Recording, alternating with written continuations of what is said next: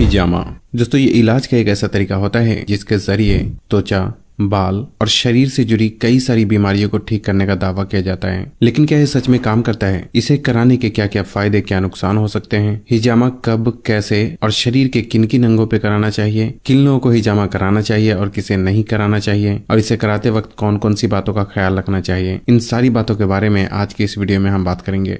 सबसे पहले बात करते हैं कि हिजामा होता क्या है और ये किस तरह से काम करता है। दोस्तों एक समय के बाद हमारे शरीर का गंदा खून चमड़ी के नीचे वाले हिस्से में आकर जमा होता है, जिसे शरीर से बाहर ना निकालने पर ये कई सारी बीमारियों का कारण बनता है। और इसी गंदे खून को निकालने के लिए हिजामा थेरेपी का इस्तेमाल किया जाता है, जिससे कि खून साफ होता है और कई सारी बीमारियां धीरे धीरे ठीक होने लगती है। वैसे हिजामा को कपिंग थेरेपी के नाम से भी जाना जाता है, जो कि ऑलमोस्ट 3 तरीके के होते हैं: डायनेमिक कपिंग, ड्राई कपिंग और wet cupping. Basically dynamic cupping शरीर में मसल स्ट्रक्चर को सॉफ्ट करने और ब्लड के सर्कुलेशन को इम्प्रूव करने के लिए किया जाता है। ड्राई कपिंग की प्रक्रिया में कप के अंदर वैक्यूम क्रिएट किया जाता है, जिससे कि आसपास के गंदे खून कप के नजदीक आकर जमा हो जाते हैं। और वेट कपिंग की प्रक्रिया में स्किन पर हल्के हल्के कट लगाकर उस गंदे खून को बाहर निकाला जाता है। बेसिकली हिजामा ड्राई कपिंग और वेट कपिंग का एक कॉम्बिनेशन होता है, जिसमें पहले ड्राई कपिंग के जरिए गंदे खून को कप के आसपास ट्रैप किया जाता है और फिर हल्के हल्के कट लगाकर उस खून को खींचकर बाहर निकाल दिया जाता है। अब यहाँ 3 अहम सवाल ये उठता है कि हिजामा कराने के क्या क्या फायदे हो सकते हैं, क्या इसे कराने में दर्द भी होता है, और स्किन पर कट लगने की वजह से हुए निशान को मिटने में कितने समय लगते हैं। दोस्तों हिजामा कराने के अनगिनत फायदे होते हैं, जिसे गिनकर तो बिल्कुल भी नहीं बताया जा सकता, क्योंकि ज्यादातर बीमारी खून में गंदगी जमा होने की वजह से ही शुरू होती है। और हिजामा करने की प्रक्रिया में शरीर के अंदर से गंदे खून को खींचकर बाहर निकाल दिया जाता है, जिससे कि बॉडी में एक हल्कापन महसूस होने के साथ साथ कई सारी बीमारियां भी धीरे धीरे ठीक होने लगती है। जहां तक दर्द और स्किन पर आए निशान का सवाल है, तो यहाँ इस बात का समझना जरूरी है कि हिजामा की प्रक्रिया में कट्स स्किन के ऊपरी हिस्से पर ही लगाया जाता है, जिससे कि दर्द भी बिल्कुल ना के बराबर महसूस होता है और कट्स के निशान भी ज्यादातर 1 हफ्ते के अंदर अंदर ही खत्म हो जाते हैं। अब बात आती है कि हिजामा किन लोगों को कराना चाहिए और किसे नहीं कराना चाहिए। दोस्तों वैसे तो औरत हो या मर्द, पूरी तरह से तंदुरुस्त व्यक्ति भी बॉडी को डिटॉक्स करने के लिए हिजामा करा सकते हैं, क्योंकि वक्त के साथ साथ हर किसी के खून में गंदगी जमा हो ही जाती है, जो कि बाद में कई तरह की बीमारी का कारण बन सकती है। लेकिन खासकर जिन लोगों में स्किन से जुड़ी प्रॉब्लम जैसे कि एक्नी, पिंपल्स, एक्जिमा, सोराइसिस, बालों का झड़ना या गिरना, लीवर से जुड़ी problem, high blood pressure, high cholesterol, arthritis यानी जोड़ों का दर्द, माइग्रेन, बार बार होने वाला सर दर्द, हार्मोनल प्रॉब्लम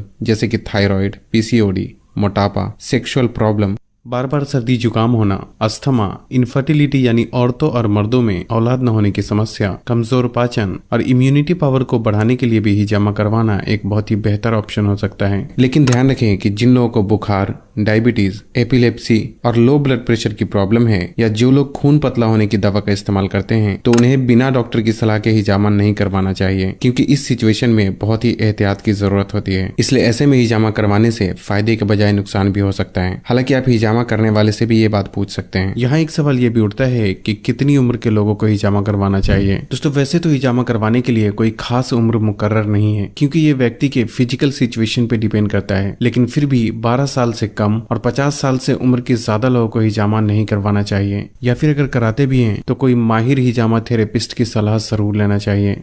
अब बात आती है कि शरीर के किन किन हिस्सों पर हिजामा करवाना चाहिए। दोस्तों हर अलग अलग प्रॉब्लम के लिए शरीर के अलग अलग हिस्से पर हिजामा किया जाता है, इसलिए आपको जो भी प्रॉब्लम है वो हिजामा थेरेपिस्ट यानी हिजामा करने वाले को बताएं, क्योंकि उन्हें पता होता है कि किस प्रॉब्लम में शरीर के कौन से हिस्से पर हिजामा करवाना चाहिए।